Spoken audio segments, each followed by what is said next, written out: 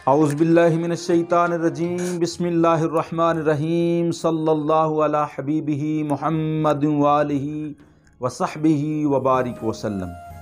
नाज़रीन मोहतरम, अस्सलामु अलैकुम व रहमतुल्लाहि व बरकातुहू। आप देख रहे हैं लासानी टीवी और मैं हूं आपका मेज़बान कारी नेमतुल्लाह जमाती। नाज़रीन मोहतरम, प्रोग्राम लासानी पैगाम लेकर आपकी खिदमत में हाजिर हूँ। लासानी पैगाम प्रोग्राम में आप देखते हैं, आप सुनते हैं जिगर गोशा लासानी हुज़ूर क़िबला आलम अलहाज पीर सैयद मोहम्मद मुदस्सिर हुसैन शाह साहब तनवीर लासानी, आपकी हिकमत भरी गुफ्तगू और आपके मुख्तलिफ़ बयानात। नाज़रीन मोहतरम, आपके लिए आज हमने इस प्रोग्राम में हुज़ूर तनवीर लासानी के जिस खूबसूरत बयान का इंतखाब किया है, आपने चंद रोज़ कबल गुज़श्ता जुम्मतुल मुबारक को शकरगढ़ की सरज़मीन जामिया मस्जिद शाह लासानी गमटाला चौक में इरशाद फरमाया। आइए हज़रत साहब क़िबला आलम हुज़ूर तनवीर लासानी का ये बयान समात करते हैं। अज़ीज़ान मोहतरम, इसकी शुरुआत तो मैं इस तरह करता हूँ। कुछ दिन पहले मैंने भिंबर और मीरपुर के दरमियान एक कस्बा है सुकासर, जहाँ जुम्मतुल मुबारक था, 2 तारीख थी गालिबन 2 अप्रैल को। मैंने वहाँ अर्ज़ किया था, किसी भी चीज़ की प्रैक्टिस जो है वो इंसान को परफेक्ट करती है। आप सादा बंदे हैं, सादा लफ्ज़ों में ये है कि कोई काम अगर बार बार करें तो बंदा उसमें होता है परफेक्ट। अंग्रेज़ी का ये मुहावरा है कि practice makes a man perfect. जो आप किसी काम को करते हैं, एक्सरसाइज करते हैं उस पर, तो वो काम आपके लिए आसान हो जाता है और आप उसमें महारत और क्या कहते हैं कमाल रखते हैं और उसको आसानी से आप कर सकते हैं और आपका हाथ जो है वो साफ़ होता जाता है। लेकिन अगर इस फार्मूले को अपनाया जाए मुसलमानों पर, तो मुसलमानों में एक्सरसाइज तो है, अल्हम्दुलिल्लाह एक्सरसाइज है। रमज़ान मुबारक आता है, 5 जगाना नमाज भी हम पढ़ते हैं, जुम्मतुल मुबारक भी अदा करते हैं, ईदैन की नमाज़ें भी पढ़ते हैं, शबरात और शब मेराज या कोई भी यानी दिन हों, हम उनको एहतशाम के साथ, एहतमाम के साथ मनाते हैं।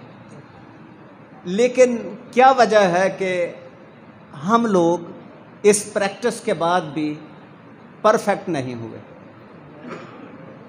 या तो ये होना चाहिए कि प्रैक्टिस गलत हो, तो ठीक है जी, आपका तजर्बा गलत है, आपने काम ही गलत किया, तो लिहाजा आपके गलत काम से आप परफेक्ट और कामिल किस तरह हो सकते हैं? जब दीवार ही टेढ़ी थी तो आसमान तक ले जाएं तो वो तो टेढ़ी रहेगी। जिसकी बुनियाद टेढ़ी हो, जब काम ही टेढ़ा है तो फिर बंदा ऊपर तक टेढ़ा ही रहेगा। लेकिन जो प्रैक्टिस होती है वो तो साफ़ सुथरी है, वो तो 5 जगाना नमाज की शक्ल में है, इबादत की शक्ल में है, और रोज़े की शक्ल में है, ज़कात की शक्ल में है, और इबादत जितनी भी हैं उसमें इखलास की शक्ल में है। तो फिर इस इबादत को सरअंजाम देने के बाद या जुमला इबादत को सरअंजाम देने के बाद मुसलमानों में वो परफेक्शन नहीं है। इसमें क्या वजह है कि या नमाज रोज़ा वो नहीं रहा या हम वो नहीं रहे? तो इसमें बहुत सादा सा जवाब है कि प्रैक्टिस तो वही है, वही नमाज है, फजर है, जो सैयदना अबू बकर सिद्दीक रज़ियल्लाहु ताला अन्हु ने पढ़ी थी। नमाज फजर वही है जिसमें हज़रत फ़ारूक आज़म ने जाम शहादत नोश किया है। यही नमाज फ़जर है जिसको ज़ुन्नूरैन अदा किया करते थे। यही नमाज फ़जर है जिसको हज़रत मौला कायनात अदा किया करते थे। तो नमाज़ें तो वही हैं, नमाज वही है, लेकिन नमाजी वो नहीं रहे। नमाज बदल गई, नमाज तो वही है, नमाजी बदल गए हैं।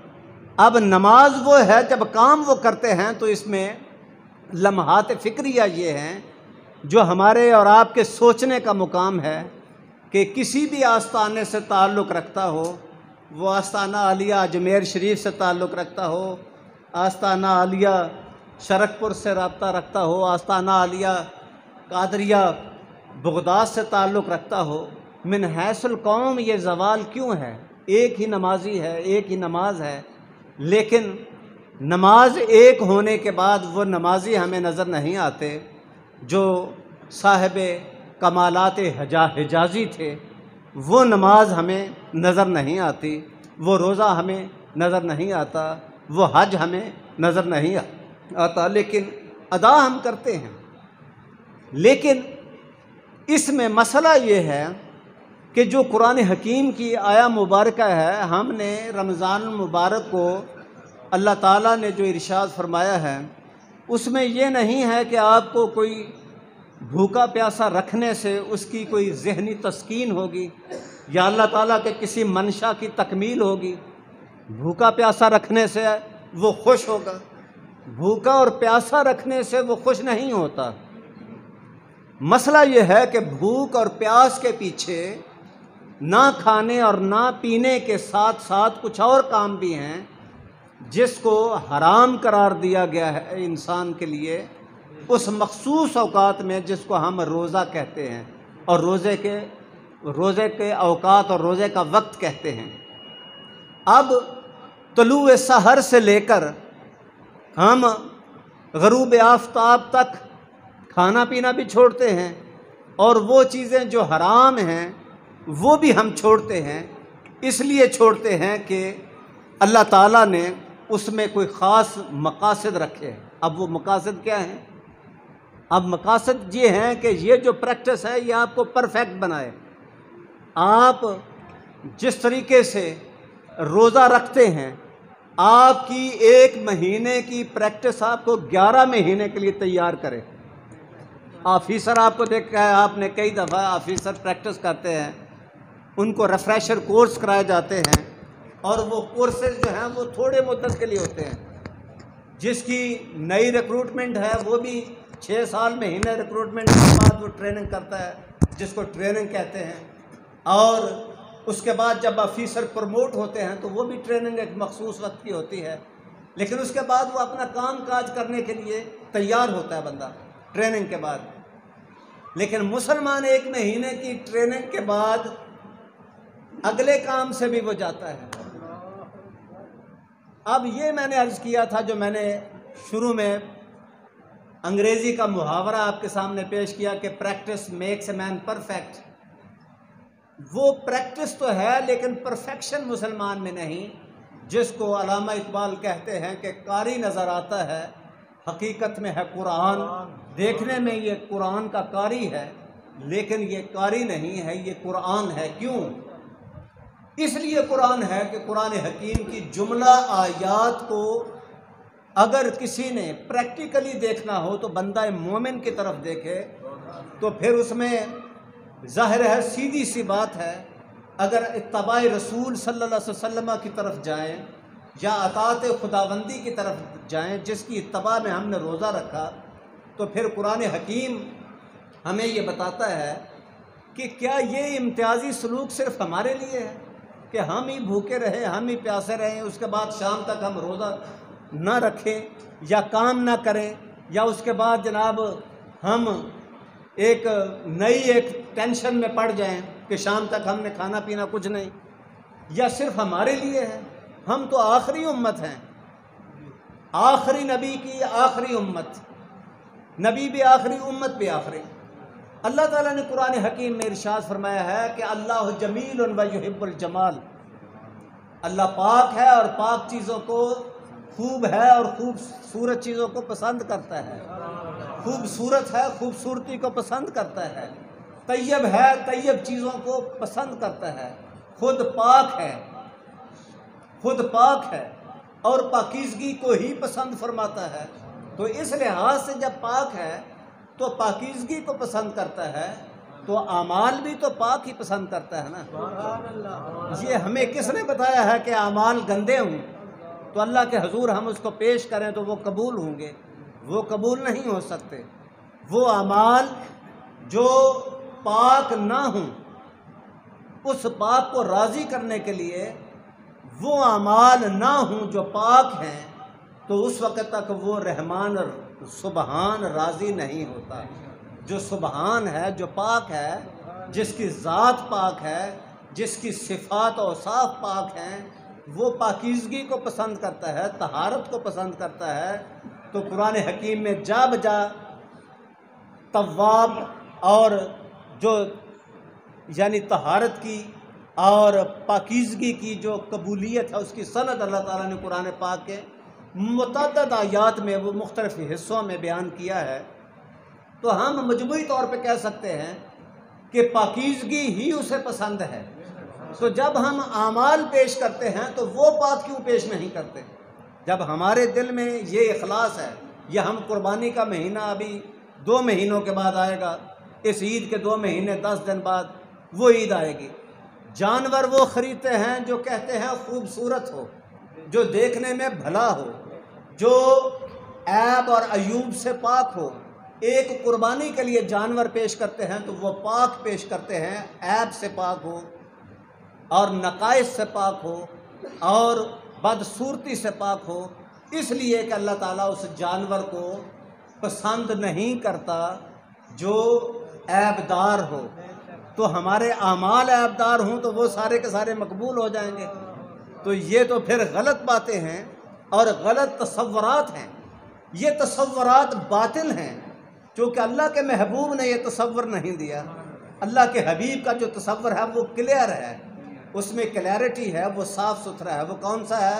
वो ये है कि वो पाक है और उस ज़ात के लायक पाक चीज़ों को उसके हुजूर पेश करना चाहिए, इसलिए कि पाकीज़गी को वो पसंद करता है। जब पाकीज़गी को वो पसंद करता है तो अमाल भी पाक होने चाहिए। अब मैंने अर्ज़ किया था कि इस आया मुबारका में, जो मैंने आया मुबारका सूरा बकरा से पढ़ी है, या अय्युहल्लज़ीना आमनू कुतिबा अलैकुमुस्सियाम, भाई इसका ताल्लुक़ तो हमारे साथ है। ऐ ईमान वालो, आप पर रोज़े फ़र्ज़ किए गए हैं। या अय्युहल्लज़ीना आमनू कुतिबा अलैकुमुस्सियाम, आप पर रोज़े फ़र्ज़ हैं। तो मैंने ये अर्ज़ किया था कि क्या ये हमारे लिए ही है या अल्लाह ताला की मंशा और गर्ज़ हम पाकीज़गी की, तहारत की और तहारत और पाकीज़गी की ट्रेनिंग देने की, ये सिर्फ़ हमारे लिए है? अल्लाह ताला की जितने भी अदियान आलम आए, जितने भी अम्बिया आए, जितने भी उम्मतें तश्कील पाई, अम्बिया उमम जितने आए, सब के लिए फार्मूला यही है कि अल्लाह ताला उनको पाक और साफ़ देखना चाहता है और तकवा और तहारत का लिबास ओढ़े हुए देखना चाहता है कि वो पाकीज़गी की शक्ल में आए और पाकीज़ा आमाल उसके हजूर पेश करें।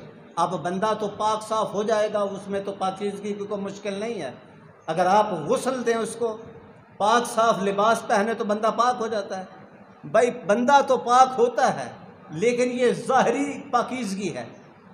बातन की पाकीज़गी उस वक्त होती है, अंदरूनी तहारत कामिल उस वक्त होगी, तकमील उस वक्त पाएगी, जामे उस वक्त होगी, मुकम्मल उस वक्त होगी जब वो तहारत अल्लाह ताला के अहकामात की तामील की शक्ल में होगी।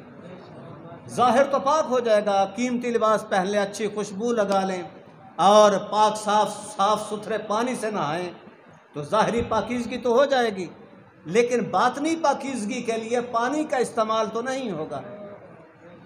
बातन की पाकीज़गी आमाल सालिहा और इत्तबाए रसूल मुकर्रम से होगी। जो जो अल्लाह ताला के अहकामात की तामील खलूस से दिल से इंसान करेगा तो उसके इखलास से उसका बातन जो है, दिल जो है, वो पाक और साफ़ और सुथरा हो जाएगा। ये उसकी है कैफियत। अब जब बंदे का दिल पाक और साफ़ और सुथरा होता है तो फिर अजीज़ान मोहतरम, क्या ये हमारे लिए है? पहली उम्मतों के लिए नहीं था? नहीं था। इसी आया मुबारका में अल्लाह ताला ने अपने अव्वल ता आखिर, शुरू से लेकर आखिर तक, इंसानियत की इब्तदा से लेकर इंसानियत के आखिरी इस दुनिया में लम्हात तक, आखिरी सांसों तक मोमिनीन के लिए फार्मूला एक है। वो क्या है? उसकी जो रोज़ों की फ़र्जियत है या रोज़ों का जो इतलाक़ है, जो रमज़ान और रमज़ान जैसी इबादत का जो पहली उम्मतों पर रोज़ों का तसव्वुर था, उसमें फ़लसफ़ा तो एक ही है। वो फ़लसफ़ा क्या है? वो फ़लसफ़ा ये है, या अय्युहल्लज़ीना आमनू कुतिबा अलैकुमुस्सियाम, वो तो हो चुका। अब आगे हमारे लिए कि उनके लिए भी था? नहीं, कमा कुतिबा अलल्लज़ीना मिन क़ब्लिकुम, तुमसे पहले भी ये रोज़े फ़र्ज हुए थे। अब रोज़ों की फ़र्जियत तो इस उम्मत पर भी एक है और उसकी फ़र्जियत का इतलाक़ पिछली उम्मतों पर भी एक है। दोनों पर फ़र्जियत तो एक जैसी है, लेकिन फ़लसफ़ा मुख्तलिफ है, तसव्वुर मुख्तलिफ है, ज़रूरत मुख्तलिफ थी। उनके लिए और ज़रूरत, आपके लिए और ज़रूरत, उनके लिए अलग डिमांड, आपके लिए अलग डिमांड नहीं। डिमांड क़िबला एक है। वो डिमांड क्या है? लअल्लकुम तत्तकून। ये डिमांड उनके लिए भी थी कि ताकि तुम तकवा हो, परहेजगारी का लिबास पहन लो। तकवा और परहेजगारी का लिबास पहन लो। ये लिबास ऊपर नहीं आएगा, वो लिबास ऊपर नहीं आएगा, ये लिबास अंदर आएगा। बाहर तो लिबास पहले ही है और कीमती लिबास है। अंदर का लिबास जो तकवा और तहारत का लिबास है, ये पाकीज़गी और तहारत बातनी, तहारत बातनी, ये अंदरूनी तहारत उस वक्त हासिल होगी जब हम क्या करेंगे। अब ये अलग इशू है कि हम क्या करेंगे। वो मैंने इशारतन अर्ज़ कर दिया कि तबाए रसूल सल्लल्लाहु अलैहि वसल्लम, आतिउल्लाह व आतिउर रसूल, वो तो हो चुका। वमन युतिर रसूल फ़क़द अता अल्लाह, ये उसका बुनियादी फ़लसफ़ा है। जब रसूल मुकर्रम के अहकामात की पैरवी होगी, अल्लाह ताला के उन अहकामात और उन इरशादात की तामील होगी जो रसूल मुकर्रम सल्लल्लाहु अलैहि वसल्लम की बारगाह से हमें मिले और हुज़ूर अलैहिस्सलातु वस्सलाम ने अहकामात सादर फरमाए और हुज़ूर अलैहिस्सलातु वस्सलाम ने अपने अहकामात को अपनी ज़ात पर उसका निफाज करके बताया।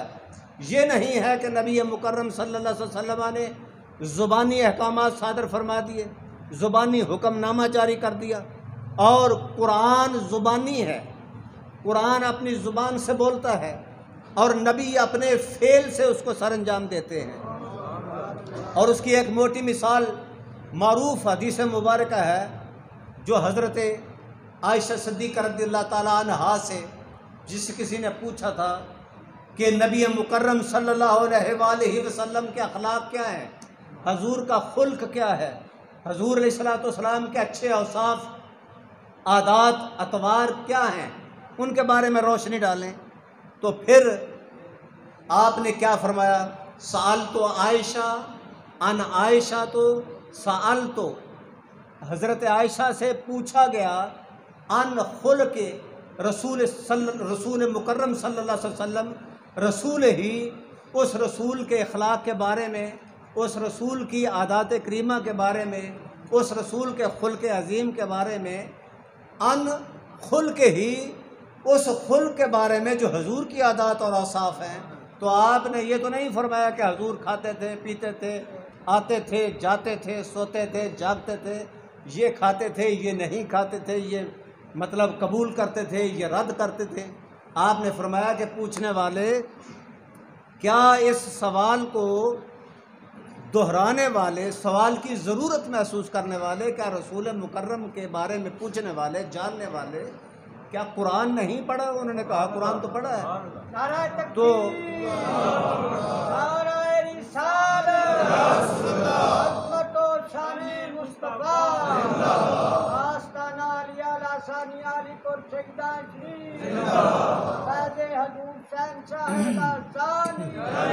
आपने फरमाया कि रसूल मुकर्रम सल्लल्लाहु अलैहि वसल्लम के अखलाक करीमाना के बारे में पूछने वाले, रसूल मुकर्रम का इखलाक कान खुलुकुहुल कुरान, हजूर का अखलाक तो कुरान है जो जिल्द की शक्ल में है, जो जिल्द के अंदर है वो कुरान है। और वो कुरान खामोश है, कुरान नातिक नहीं है। हुक्म सादर फरमाता है लेकिन अमल की शक्ल नहीं है। और हुक्म कुरान से देखते जाओ, अमल मुस्तफ़ा की ज़ात में देखो। ये है उस तसव्वुर की बात जो उम्मत के लिए तालीम होता है। अगर हजूर ऐसे आमाल सरअंजाम ना भी दें तो नबी तो भाई नबी होता है, तो नबी होता है। नबी होने के लिए उसका बाअमल होना वो उसकी कैद तो नहीं है। लेकिन ये तो अलग बात है कि नबी तालीम उम्मत के लिए होता है और अपनी उम्मत के लिए नमूना होता है। तो ज़ाहिर है अहकामात रब्बानी का। अब ये भी हज़रत उम्मुल मोमिनीन सैयदा आयशा सिद्दीक़ा रज़ियल्लाहु ताला अन्हा से रिवायत है कि आपसे किसी ने पूछा कि हुज़ूर अलैहिस्सलातु वस्सलाम के बारे में जो आपने अर्ज़ की थी, आपको हुज़ूर ने क्या जवाब दिया है?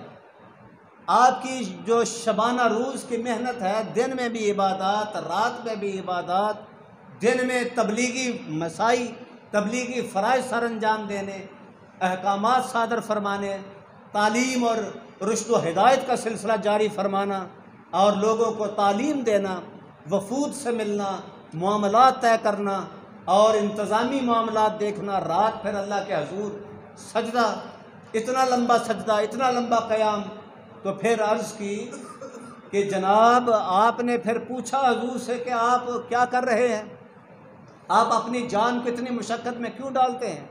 वो फरमाती हैं मैंने रसूल मुकर्रम सल्लल्लाहु अलैहि वसल्लम की बारगाह में अर्ज़ किया कि या रसूलल्लाह सल्लल्लाहु अलैहि वसल्लम, आप अल्लाह के प्यारे रसूल हैं, अल्लाह के हबीब हैं। मालूम ये होता है उम्मुल मोमिनीन आयशा सिद्दीक़ा रज़ियल्लाहु ताला अन्हा का ये ज़िमनी सवाल व जवाब है। ये भी ज़िमन में आता है, तो ज़िमन में हजूर की फजीलत आई तो मैं उसको बयान करना मुनासिब समझता हूँ, छोड़ना मुनासिब नहीं है, क्योंकि हमारे जमा होने का मकसद ही है। मालूम ये होता है हज़रत आयशा सिद्दीक़ा का सवाल करना इस बात की गम्माज़ी और गवाही देता है कि उम्मुल मोमिनीन आयशा सिद्दीक़ा रज़ियल्लाहु ताला अन्हा जो रसूल मुकर्रम का लिबास है, हुन्ना लिबासुल लकुम, बीवी मर्द का लिबास है, मर्द बीवी का लिबास है, जिसको कुरान हकीम लिबास कहता है, जो हुज़ूर अलैहिस्सलातु वस्सलाम को सबसे करीब से जानती हैं। तो फिर वो अर्ज़ करती हैं कि हुज़ूर आप तो अल्लाह के जलीलुल कदर हैं, सबसे बड़े हैं, नबी हैं, महबूब हैं। तो मालूम ये होता है उम्मुल मोमिनीन का अकीदा ये है कि जैसे मेरी सरकार है वैसा कोई नहीं है। ये सवाल नहीं, टाइम थोड़ा है तो तकलीफ। नाज़रीन मोहतरम, हज़रत साहब क़िबला आलम हुज़ूर तनवीर इलासानी का बयान अभी जारी है। यहाँ पर लेंगे एक मुख्तसर ब्रेक के बाद हाज़िर खिदमत होते हैं।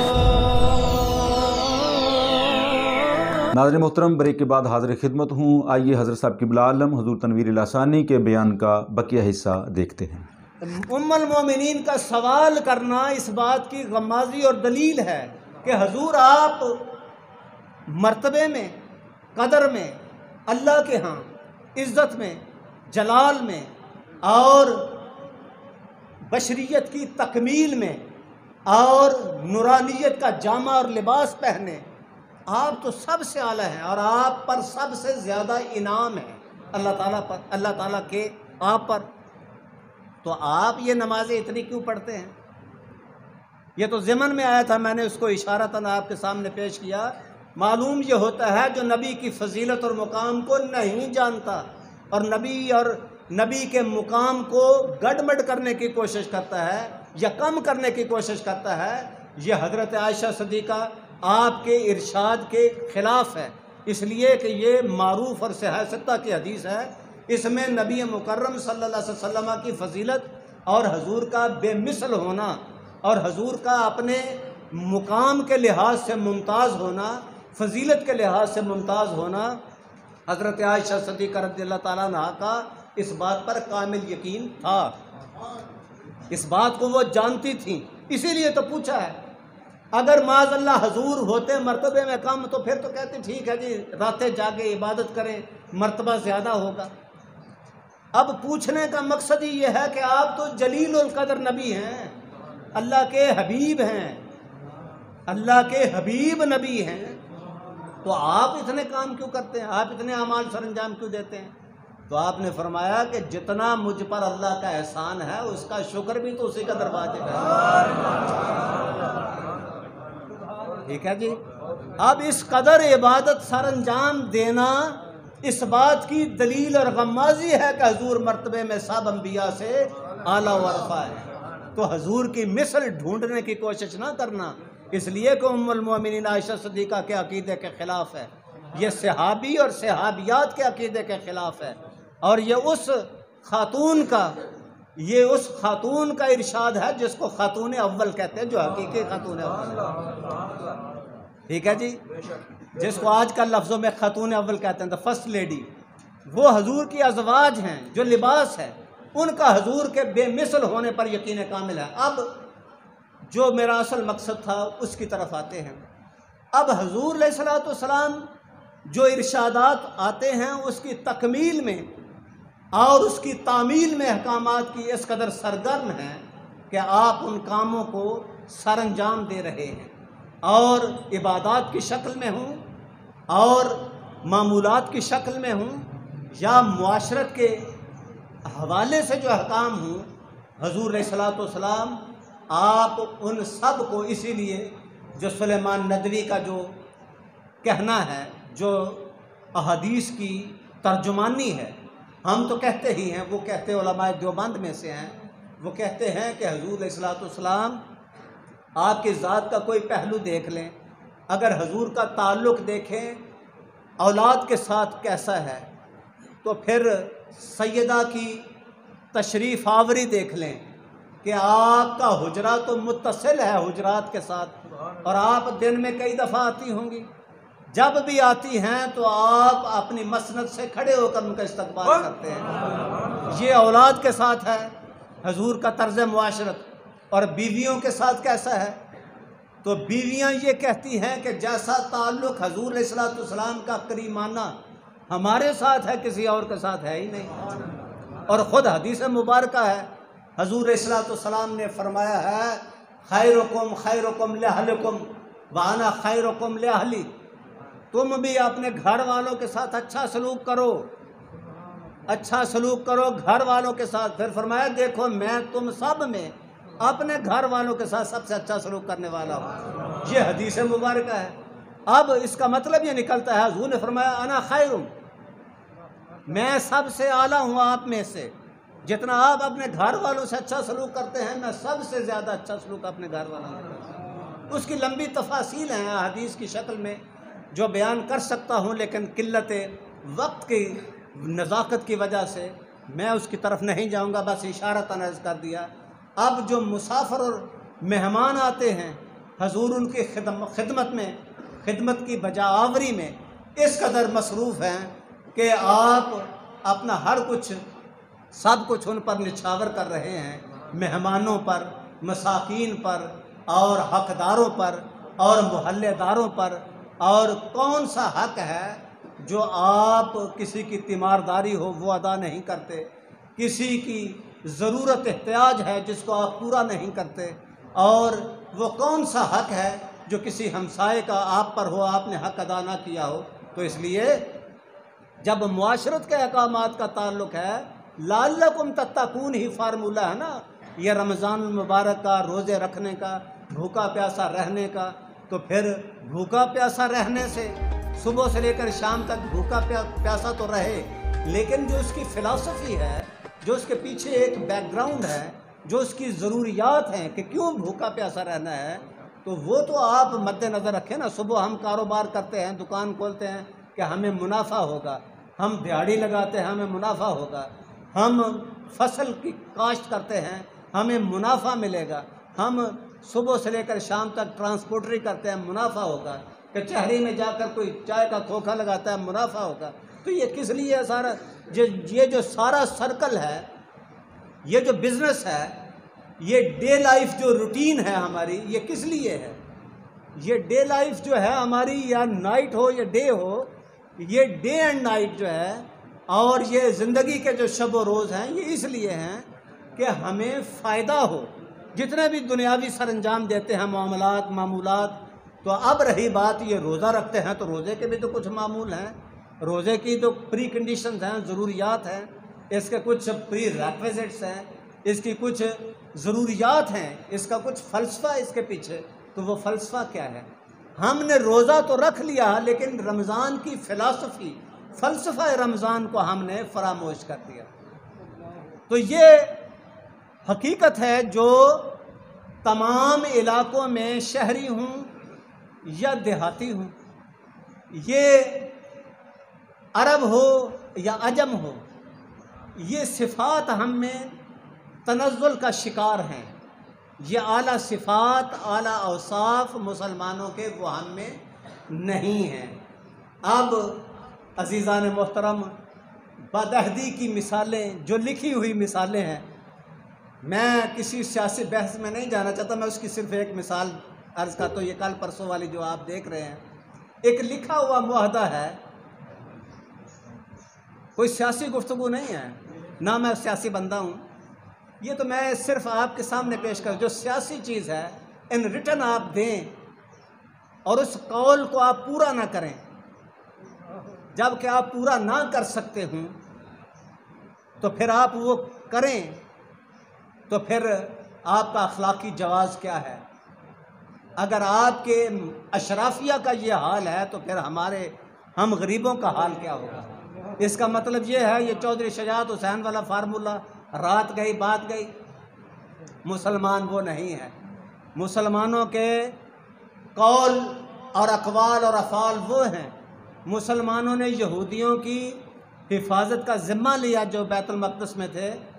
जब रूमियों की यलगार हुई तो फिर मुसलमानों ने अपनी अफवाज को यहाँ से निकाला और निकाल के ले गए वहाँ दूसरे बॉर्डर पे कि हमें वहाँ से ख़तरा है। तो अब इनसे कहा कि हम तुमसे टैक्स लेते थे तुम्हारी हिफाजत का, तो ये टैक्स अब हम नहीं लेंगे, चूँकि अब इस साल हमने आपकी हिफाजत नहीं की, क्योंकि हम तो चले गए फ़लाँ बॉर्डर पे, तो अब हमने आपकी हिफाजत नहीं की। तो आपकी जब हिफाजत नहीं की तो हम आपसे टैक्स कैसा लें? तो उसका असर ये हुआ कि वो बग़ैर देखे मुसलमान होना शुरू होने का, जिनका कौल व फ़ेल ऐसा है, जिनका इकरार ऐसा है, जिनकी गुफ्तगू ऐसी है, वो मुसलमान फिर मुसलमान क्यों ना कहलाए? इसीलिए कहते हैं ये मुसलमान हैं जिन्हें देख के शर्माएं यहूद। पॉलिसी मैटर्स में फ़र्क हो सकता है, क्योंकि मुझे आजकल हुकूमतों का बहुत वक्त रहता है। मुझे भी रोज़ाना, मैं उधर से बीमार था पिछले दिनों, डेली किसी न किसी फ़ोन, जनाब ये आपका मदरसा है, इसका किससे ताल्लुक़ है? मैं कहा इसका अल्लाह रसूल से ताल्लुक़ है। आप इसमें ट्रेनिंग देते हैं जिहाद की? मैंने कहा नहीं, पाक साफ़ सुथरी ज़िंदगी गुजारने की ट्रेनिंग देते हैं। हाँ जी, आप किसी से फ़ंड लेते हैं, मैं गरीबों से रहता है। ये जो अभी जनाब हमने मांगा भी नहीं, देख लें ज़कात उनकी जमा होना शुरू हो गया, हमने तो सवाल अभी नहीं किया। तो ये हमारा है, ये हमारी फंडिंग है, ये हमारी ट्रेनिंग है। इतना वक्त पड़ा मुसलमानों को, जिनको अपने आप पर एतमाद और एतबार नहीं है। ये मुमलिकत 70 साल के बाद भी स्टेबल नहीं हो सकी। ये इसीलिए नहीं हो सकी कि हमें ना उनको, हमारे हुक्मरानों को हम पर एतबार है, ना हमें आवाम को उन पर एतमाद और एतबार है। तो अज़ीज़ान मोहतरम, फिर मुसलमानी किधर से आएगी? जब हम मुसलमानों पे एतमाद नहीं कर सकते तो नरेंद्र मोदी पे एतमाद कर सकते हैं? तो ये हमारी कैफियत है। तो फिर बहरहाल ये मैं अर्ज़ कर रहा था कि कुतिबा अलल्लज़ीना मिन क़ब्लिकुम, पिछलों पर भी ये रोज़े इसीलिए थे कि अल्लाह ताला की रोज़े अव्वल से अपने मानने वाले और अपने मानने वालों और अपने चाहने वालों और अपने साथ ताल्लुक़ रखने वालों के मुताल्लिक़ हमारा रब ये चाहता है कि जब ये मेरे हुजूर आएँ तो पाक और साफ़ सुथरे हों। ये है इनका फार्मूला। अब हमारे लिए एक एडवांटेज ये भी है, हम उम्मत मरहूमा हैं। उम्मत मरहूमा वो उम्मत है जो कब्रों में तो जाएगी, गुनाहगार होगी। जब कब्रों से उठेगी तो गुनाहों से पाक और साफ होगी। क्यों होंगे? इसलिए कि उनके पीछे दुआएं मांगने वाले हैं। तो जब हमने हराम खा के दुआएं मांगी तो फिर हमें भी सोचना चाहिए कि हम पिछलों के लिए दुआएं करेंगे तो हमारे अगले हमारे लिए फिर क्या खा के दुआ करेंगे? हम तो हराम खा के उनके लिए, अपने अजदाद के लिए, आबा के लिए, अपने वालिदैन के लिए, आइज़ा व अकारब के लिए हम ऐसी दुआएं मांगते हैं तो फिर हमारे आने वाले के बाद जो है गुरु जिन्ना दे टपने चेले जान छड़प, जो हमारे आने वाले जो बाद की नस्लें हैं वो तो हमसे भी ज़्यादा तेज़ हैं। हम अपने आप को ज़्यादा तेज़ समझते हैं, तो लिहाजा तेज़ी में कुछ नहीं बनेगा। हाँ, तेज़ी अगर दिखानी है तो किसी को फरेब देने में तेज़ी ना दिखाओ, वो तेज़ी जहन्नम की तरफ धकेलती है। तेज़ी अगर दिखानी है तो वो ये है, फस्ताबिकुल खैरात, नेकी में तेज़ी दिखाओ। हाँ, कि सबकत ले जाओ। जिस तरह हज़रत फ़ारूक आज़म के इरादा और ख्वाहिश थी कि मैं अबू बकर रज़ियल्लाहु ताला अन्हु पर बाजी ले जाऊँ, तो अबू बकर तो फिर अबू बकर थे ना। जब फ़ारूक आज़म की, जब खलीफा दोयम की ख्वाहिश ये है कि मैं नेकियों में अबू बकर से बाजी ले जाऊं, तो फिर खलीफा अव्वल की ख्वाहिश कैसी होगी? बस ये इतना इशारा काफ़ी है। अब फजीलत और मर्तबा भी समझ आ जाएगा कि अगर उमर की ख्वाहिश ये है कि अबू बकर पर बाजी ले जाऊं, तो अबू बकर की ख्वाहिश पर क्या होगी? यही होगी कि ना सब कुछ हजूर पर निसार कर दो। यही फार्मूला ना। ये तो वो क्या कर नहीं सकते थे। अब आज का कोई और कहे तो वो कहेगा अबू बकर की ये ख्वाहिश थी कि रसूलुल्लाह पर भी बाजी ले जाए। ये तो हो नहीं सकता। वो कहते हैं ना, ये तो उलमाए देवबंद में से है ना, उनकी तारीख उठा के देखे, वो कहते हैं कि कभी कभी ऐसा भी हो जाता है कि उम्मती अमल करे तो नबी से भी सबकत ले जाए। हाँ, उमर की ख्वाहिश हो सकती है अबू बकर पर सबकत ले जाए, पर वो खलीफा अव्वल है, ये खलीफा दोयम है, लेकिन वो सबकत ले जाने देते हैं। वो कहते हैं तुम घर का आधा माल लाओ, हम पूरा लेके जाएंगे। सबकत कैसे होगी? ये तो नहीं कहा कि मैं रसूल मुकर्रम पर भी बाजी ले जाऊंगा, ये तो हो नहीं सकता। इसलिए कि उम्मती उम्मती होता है, नबी नबी होता है। हम चूँकि अहले सुन्नत व जमात हैं, हम हर नबी की इस्मत पर पहरा देने वाले हैं। और अंबिया की, चूँकि आप मुसद्दिक हैं, ख़त्म नबुव्वत के हवाले से जो गुफ्तगू होगी तो किसी दिन ये भी जो मौजू सुखन है वो ज़ेर बहस आएगा। इसलिए अज़ीज़ान मोहतरम, जो मैंने अर्ज़ किया था कि सिर्फ आप ये ना समझे कि हम ही अकेले हैं इस गली में, इस मोहल्ले में, कि अल्लाह ताला ने सुबह से लेकर शाम तक हमें खाना पीना हमसे छुड़वा दिया है। नहीं, आपसे नहीं, अल्लाह ताला ने रोज़े अव्वल से लेकर रोज़े आखिर तक, आप आखिरी उम्मत हैं, पहली उम्मतों पर भी यही था कि आप पाक और साफ़ और सुथरे हों, अंदरूनी तौर पर भी और ज़ाहरी तौर पर भी। अत्तहूर शतरुल ईमान, आपने पढ़ा, अन्निज़ाफ़त निस्फ़ुल ईमान, सफाई निस्फ़ ईमान है, ऊपर की सफाई निस्फ़ ईमान है। अत्तहूर शतरुल ईमान, ऊपर की सफाई निस्फ़ ईमान है और अंदर की सफाई पूरा ईमान। अब समझ आई आपको आसान लफ्ज़ों में, क्योंकि मैं आज, आप भी रोज़े से हैं, मैं भी रोज़े से हूँ, तो मुश्किल नहीं होनी चाहिए कोई गुफ्तगू।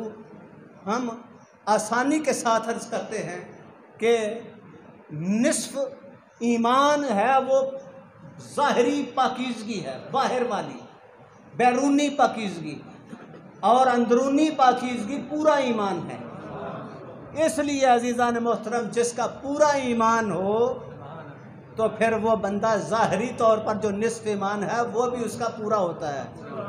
तो पूरे का पूरा ईमान, अंदर वाला भी बाहर वाला भी, फिर जब हासिल होता है तो इस हालत में बंदा होता है पाक और साफ सुथरा।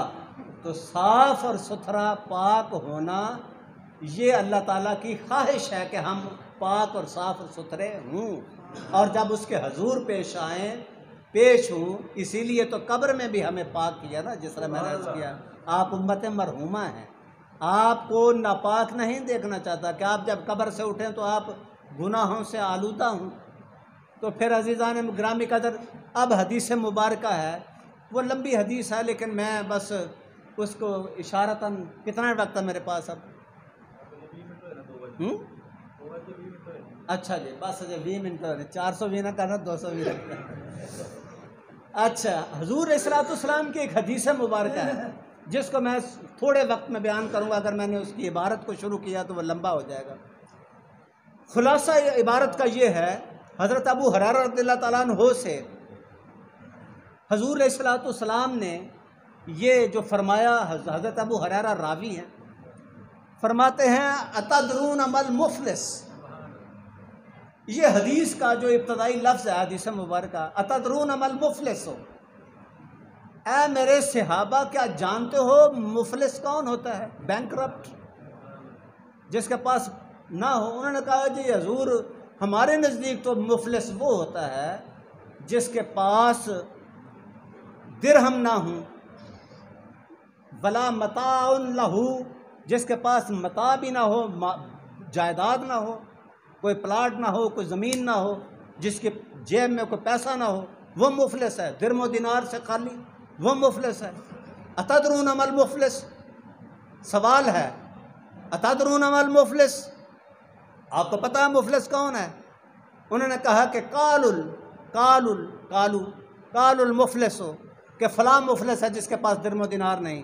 फरमाया कब नहीं, वो मुफलिस नहीं कि जिसके पास दिरहम दिनार नहीं। मुफलिस वो होगा, बैंकरप्ट वो होगा, वो शख्स होगा मेरी उम्मत में बैंकरप्ट होगा जिसके क़यामत के दिन जिसने नमाज़ें पढ़ी होंगी, रोज़े रखे होंगे, ज़कात दी होगी, हज किए होंगे, नेकियां उसने कमाई होंगी, दिन रात मेहनत की होगी, लेकिन क़यामत के दिन जब आएगा मैदान में तो फिर कहा जाएगा कि भाई तुम्हारे पास तो तुम्हारा बैंक तो खाली है। वो कहेगा, माथा पकड़ लेगा, ओ भाई मैं तो इन्ने काम किए ना, मेरे गए किथे, मैं इन्ने पैसे जमा कराए बैंक च ते मेरे गए किथे। वो कहणगे हाँ तेन दसी आ हिसाब लै, हूँ साढ़े को हिसाब लै, तेरे नेकियां गईयां किथे। उन्हें आख्या किथे गईयां? उन्हें आख्या ओ फलाने बंदे की ज़मीन कब्जा नहीं सही की सही ना, ते तेरियां नेकियां 500 तो उधर उड़ गईयां। उन्होंने मुआवजा दिता है, उन्होंने मुआवजा दिता जो दुनिया च माल लुटिया सही ना, तो तेरे हुण माल चो उन्होंने दिता है, तेरियां नेकियां उन्हें दित्तियां, बाकी रह गया हुण जनाब तेरियां किन्नियां 2000। तो वह फलाने दिन वो फलाने नूं कुटिया नहीं सही, ਉਹਦੇ ਲੱਤ ਬਾਂਹ नहीं सही तोड़ी, अजे तोड़ी सी तो फिर जा 600 उधर गईयां। ला जो तू उन्होंने गाली नहीं सी दित्ती, अज दित्ती सी, ला तेरियां 300 उधर गईयां। हत्ता के हदीस शरीफ है, मैं तो वैसे मुख्तसर सुना रहा, ये पंजाबी समझ के ना, लेकिन पता नहीं कितों आ गया जी रट के जी। हदीस मुबारक आ गए, तो अबू हुरैरा रज़ियल्लाहु अन्हु रावी हैं, कहते हैं तो मैं हदीस पूरी सुना देता हूँ या सेंड कर देता हूँ आपको, सुन लें आप, देख लें, पढ़ लें आप।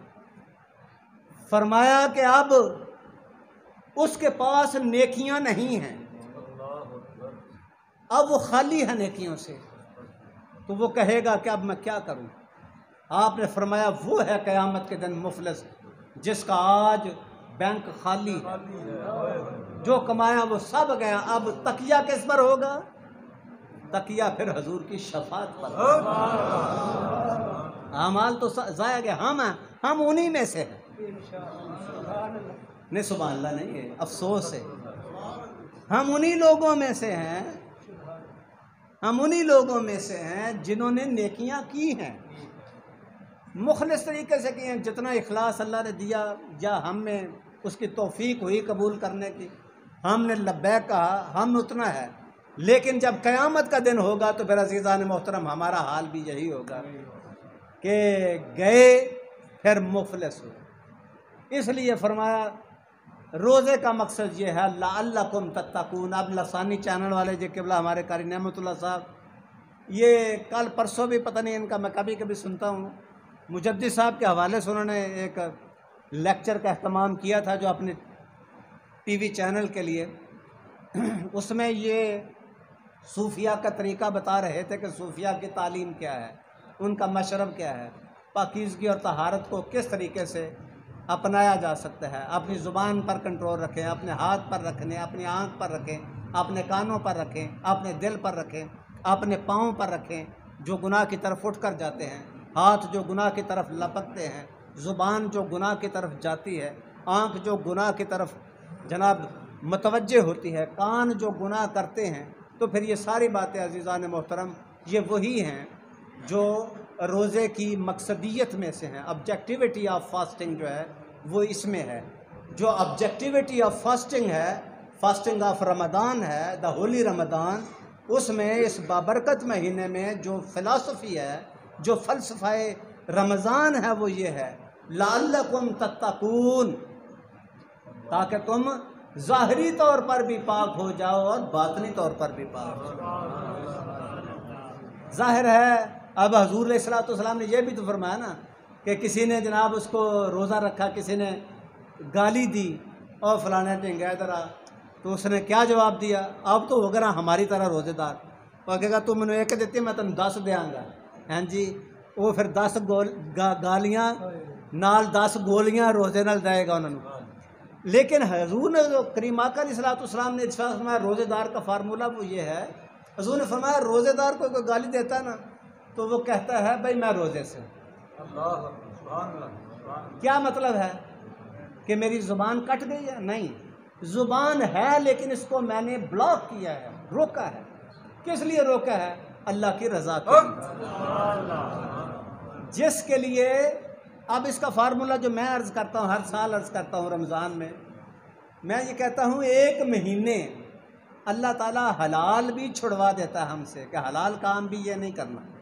हलाल चीज़ें ना, खाना हलाल है, ये पानी हलाल है, अब मैं पी सकता हूँ लेकिन नहीं पी सकता क्योंकि रोज़ा है। अब हलाल चीज़ को भी रोका है इसलिए कि इस वक्त ये हलाल चीज़ मुझ पर हराम है। तो जब मुझ पर हराम ठहरी तो अब हलाल को हराम करना 1 महीने के लिए इस मखसूस वक्त में, ये ट्रेनिंग है आपके लिए। ट्रेनिंग क्या है कि अल्लाह की रज़ा के लिए 1 महीना तो हलाल भी छोड़ सकते हो, तो हराम 11 महीने क्यों नहीं छोड़?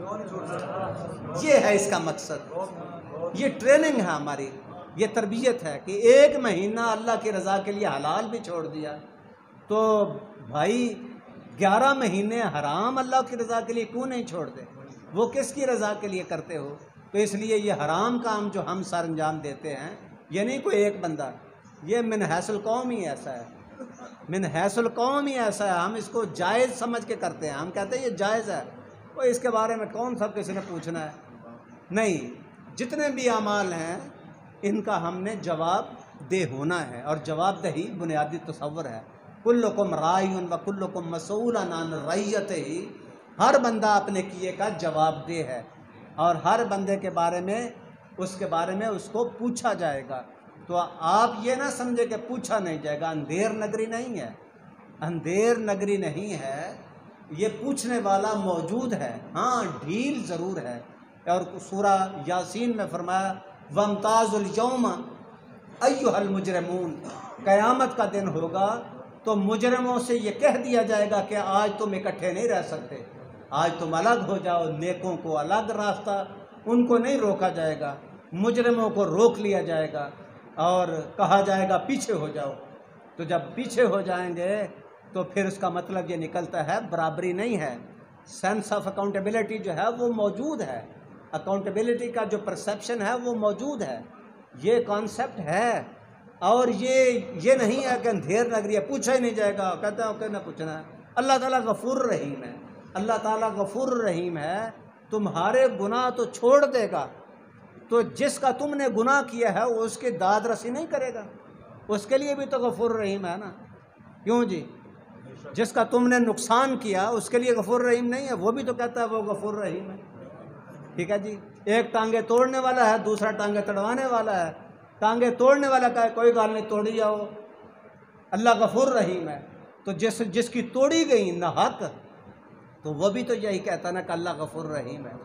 मैं नहीं पूछ सकता तो वो मुझ पर रहम करेगा, वो पूछेगा, वो तो पूछेगा। अब उसके लिए गफूर रहीम कौन है? ये अल्लाह ताला सिर्फ तेरे लिए और मेरे लिए गफूर रहीम नहीं है, अल्लाह ताला सब के लिए गफूर रहीम है, लेकिन ईमान वालों के लिए ख़ास है। गुनाहगारों के लिए मरने तक मौका है, मरने के बाद मौका नहीं होगा। मरने से पहले पहले तौबा कबूल करें, इस्लाम की तरफ आएँ, इस्लाम की दावत को कबूल करें और इस्लाम के दामन में पनाह ले लें, तो फिर अल्लाह गफूर रहीम है। इसलिए अज़ीज़ान मोहतरम, आज के इस दौर में ये तसव्वुरात, अभी बहुत सी बातें हैं जो हो सकती हैं, लेकिन वक्त चूँकि हो चुका है, दुरूद पाक कसरत से पढ़ा करें, पाकीज़गी और तहारत को अपनी मंजिल बनाएं, कोशिश करें। ये नहीं कि हम गुनाह नहीं कर सकते या नहीं करेंगे, ये तो हो ही नहीं सकता।